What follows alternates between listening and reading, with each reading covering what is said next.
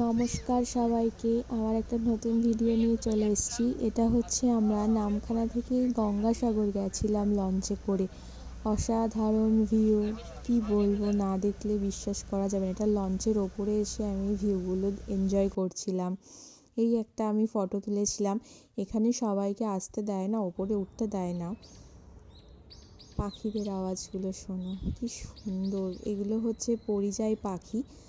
আর কি বড় বড় ঢেউ। এটা হচ্ছে গঙ্গাসাগরে আমরা চলে এসেছিলাম। এখানে সবাই স্নান করছিল, সবাই খুব মজা করছিল, দেখছিলাম। আমি স্নান করিনি, আমার মা স্নান করেছিল, তাই একটা ফটো তুলেছিলাম।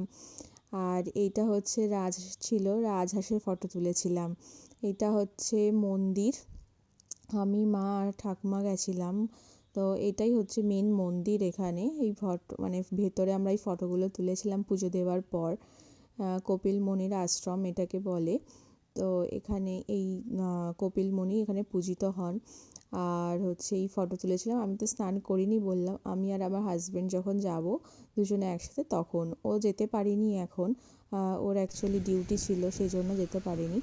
এইখানে পাশে আরেকটা বিচ ছিল, সেই বিচে গিয়ে আমি একটু ভিডিও করছিলাম। টোটোওয়ালা দাদা আমাদের ফটো ভিডিও তুলে দিচ্ছিল, উনি খুব ভালো ছিলেন। আমার হাজব্যান্ডই সব ঠিক করে দিয়েছিল। ও আগে তো গঙ্গাসাগরে পোস্টিং ছিল, তো সেই জন্য আর কি ও সব কিছু যোগাযোগ করে দিয়েছিল সবার সাথে। খুব ভালোভাবে আমরা ঘুরেছি, কোনো অসুবিধা হয়নি।